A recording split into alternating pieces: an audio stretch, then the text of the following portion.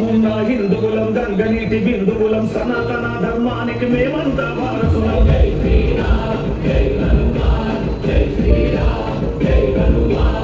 స్వామి బాలచంద్ర గారు వృత్తిరీత్యా కంపెనీ సెక్రటరీగా, ప్రవృత్తి రీత్యా మానవతావాదిగా ఆంధ్రప్రదేశ్లోని అనంతపురం జిల్లా తాడిపత్రిలో జన్మించిన ఆయన చిన్ననాటి నుంచే క్రమశిక్షణ, సద్గుణాలు, కరుణ వంటి విలువలతో తీర్చిదిద్దబడ్డారు.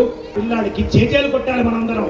ఏ తల్లైతే చిన్న పిల్లలని ఒళ్ళో పెట్టుకుని వచ్చిందో they are the heroes and heroines of this country. రాజులు, మాతలు, రాజమాతలు వాళ్ళే చెప్పుకోవాలి. కేవల భారత్ మాతాకి.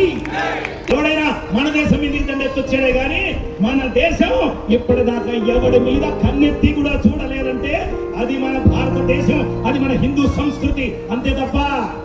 మా వాడు చెప్పాడు సార్, స్వామీజీ చెప్పాడు, హిమ్ అంటే హింస, తూ అంటే దూరం. బాగా ఎవడు చెవి పిండితే చెవి పిండడం కాదు, కొరుకు వేరే చెవిని కావాలంటే మన మీదకి వస్తే ఊరుకుండడానికి ఎవరైనా గాంధీ తర్వాత గాంధీ కొడుకులు బిడ్డల మన హిందువులు, హిందూ బంధువులు, ఈ హిందూ బంధువుల యొక్క సామ్రాజ్య వాదానికి ఎవరైనా సరే దాసోహం అవ్వాల్సిందే. జై భారత్ మాతాకి. వాళ్ళందరూ కూడా ఆలోచించండి. పిల్లలందరూ వినండిరా, చిన్న పిల్లలు. గోవింద అంటే అర్థం నేను చెప్తాను. కొత్త అర్థము, కొత్త మంత్రము. గోవింద కదా, గట్టిగా రండి. గోవింద గోవింద గో గో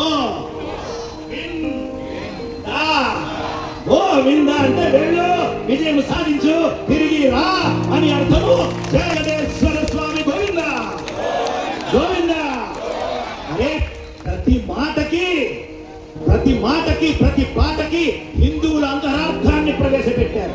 ప్రపంచంలో ఏ మతము కూడా ఇలాంటి అద్భుతమైన సంస్కృతి సాంప్రదాయాలకి ఆలవాలము కాదు.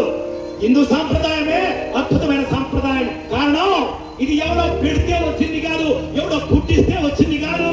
తనంతకు తానుగా ఆవిర్భవించినటువంటి సంప్రదాయము భగవంతుడే స్వయముగా మూలాధారమైనటువంటి సంప్రదాయము హిందూ ధర్మము అని తెలుసుకోవాలి. భరతుడు పాలించిన దేశం కాబట్టి భారతదేశం అన్నారు. కరెక్టే కదా, ఇదే కదా మనం చిన్నప్పుడు నేర్చుకున్నది.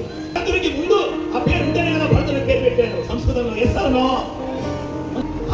అనగా భావము, రా అనగా రాగము, రా అనగా కాలము, భావ రాగ కాల స్వరూపంగా భగవంతుని భజించి, పూజించి, స్మరించి, తప్పించి ప్రత్యక్షము చేసుకునే దేశం కాబట్టి దీన్ని భారతదేశం అన్నారు. అందుకే మనందరం భారతీయులుగా చలామణి అవుతున్నాం.